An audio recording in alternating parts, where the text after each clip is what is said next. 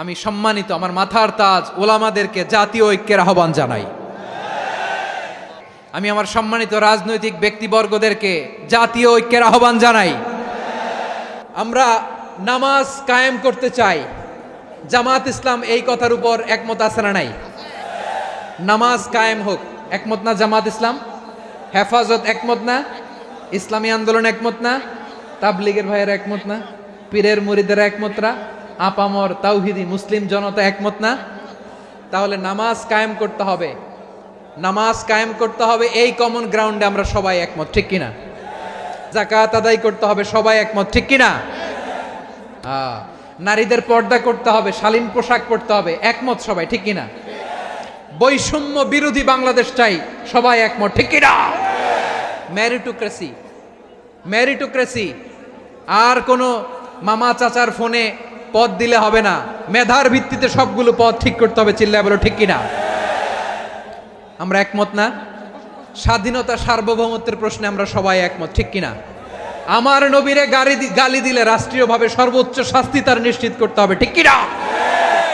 এই 10টা কমন গ্রাউন্ডকে সামনে রেখে বিশাল জনসমাবেশ করেন সোহরাওয়ার্দীর ময়দানে, সবাই আসেন।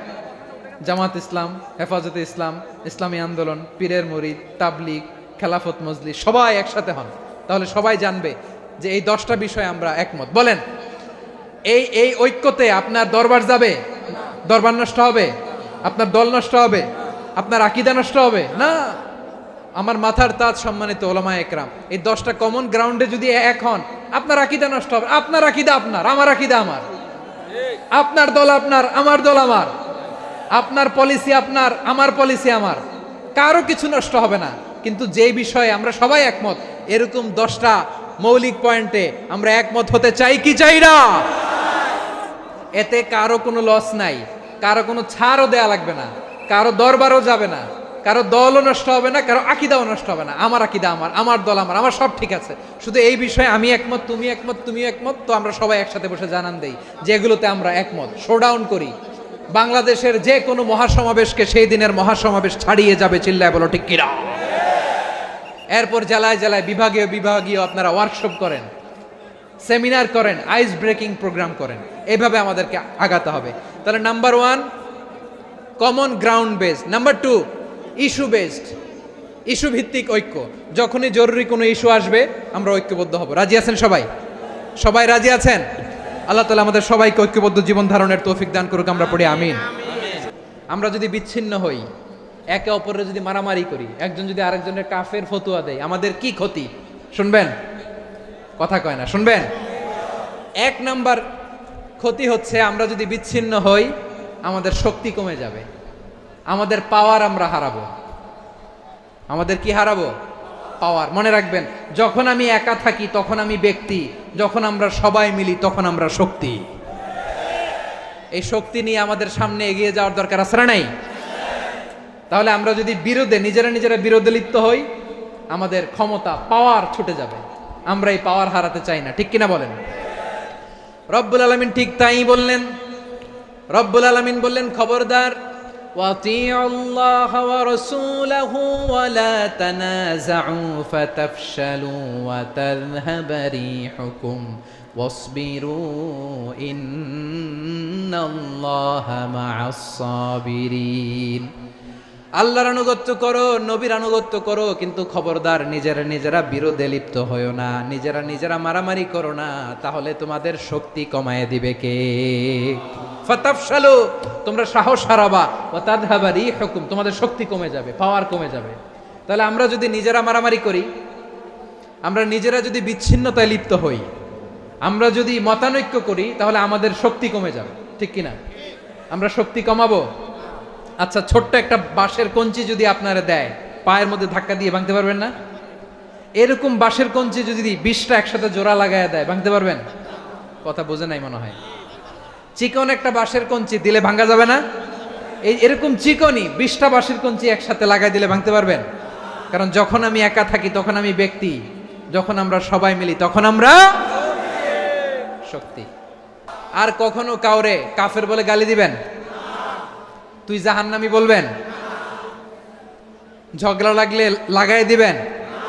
তাহলে কি করবেন? মিলায় দিব। আওয়াজ করে বলেন কি করব? প্রিয় ভাইরা, এই বিরোধ গত 50 বছর তো আমরা দেখেছি। ধর্মীয় অঙ্গন বলেন, সামাজিক অঙ্গন বলেন, রাজনৈতিক অঙ্গন বলেন, এই বিরোধ আমাদেরকে শেষ করে দিয়েছে। আধিপত্যবাদকে রুখে দিতে হলে, বাংলাদেশের বিরুদ্ধে যে কোনো ধরনের ষড়যন্ত্রকে রুখে দিতে হলে জাতীয় ঐক্যের কোনো বিকল্প নাই। চিল্লায় বলো ঠিক কি না?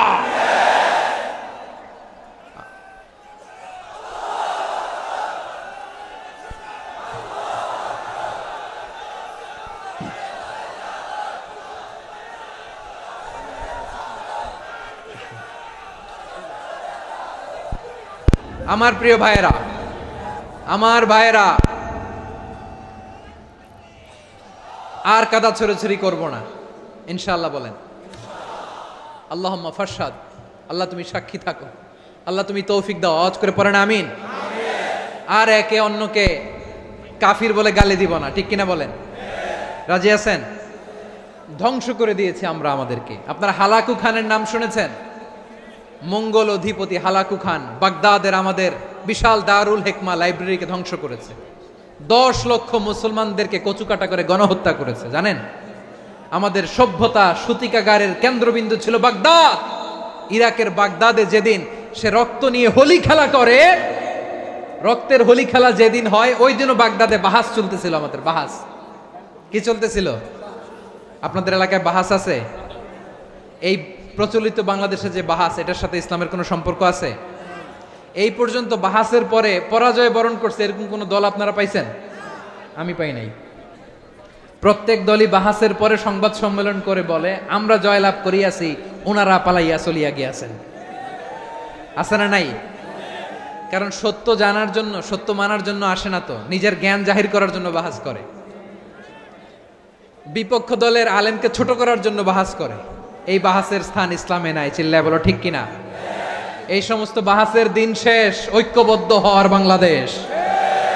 প্রিয় ভাইরা, হালাকু খান সে দারুল হিকমা লাইব্রেরি জ্বালিয়ে পুড়িয়ে এই সব দামি দামি বইগুলো, আমাদের দামি দামি ঐতিহাসিক তুরাসি ক্লাসিক বইগুলোকে দজলা নদীতে ফেলেছে। পুরা দজলা নদী কালো হয়ে গিয়েছে। 10 লক্ষ মুসলমানকে গণহত্যা চালিয়ে এই রক্তের বন্যা যখন দজলা নদীর পানিতে মিশে গিয়েছে, দজলা নদীর পানি লাল হয়ে গিয়েছে। যেই দিন বাগদাদে গণহত্যা চলে, ওই দিনও বাগদাদে বাহাস চলতেছিল। কিসের বাহাস জানেন? মেসওয়াক, ডান মারি থেকে করা সুন্নাহ, এটা আমরা জানি। এখন কি উপরের মারি না নিচের মারি? বাহাসের বিষয়। এই বাহাস করবেন আপনারা? বিশ্ব যখন এগিয়ে চলেছে, আমরা তখন বসে বিবি তালাকের ফতুয়া খুঁজেছি কোরআন হাদিস চষে।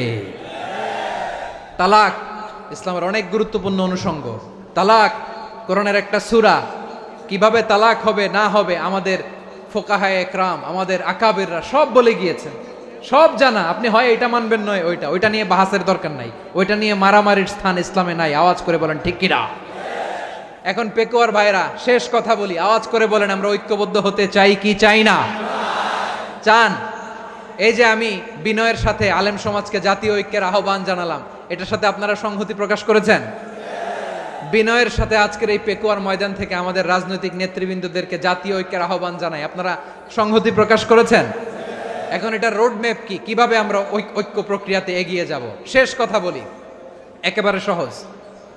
আমাদের ওলামা মাশায়েখদেরকে, আমার মাথার তাজ, তাদেরকে আমরা বলি, এই যে আমরা ঐক্যবদ্ধ হই নাই, আমরা কি বড় কিছু অর্জন করে ফেলছি? বলেন, আমরা কি খুব পাওয়ার সম্মানের জায়গায় আছি? খুব স্ট্রেংথের জায়গায় আছি? তো কিছুই তো নাই। আপনি ঐক্যবদ্ধ হইলে সমস্যা কোথায়? এমন তো না ঐক্যবদ্ধ না হওয়ার কারণে এতদিন আপনার অনেক কিছু ছিল, ঐক্যবদ্ধ হলে আপনি হারাবেন, এমন তো না। তো কিছুই যেহেতু আপনার নাই, আমার নাই, ঐক্যবদ্ধ হলে আমরা সমস্যা কোথায়? ঐক্যবদ্ধ হয়েই দেখি না, ঠিক কিনা? ঐক্যবদ্ধ হওয়ার দুইটা ওয়ে। রাজনৈতিক ঐক্য কিভাবে হবে? রাজনৈতিক সম্মানিত নেতারা ঠিক করবেন। আলেমরা কিভাবে ঐক্যবদ্ধ হবেন? শেষ কথা বলে শেষ করছি, খুব গুরুত্বপূর্ণ। This is the punching line. এদিকে তাকান। ঐক্য হবে দুইটা পদ্ধতিতে। একটা হচ্ছে কমন গ্রাউন্ড নিয়ে, বেসড অন কমন গ্রাউন্ড। যেমন ধরেন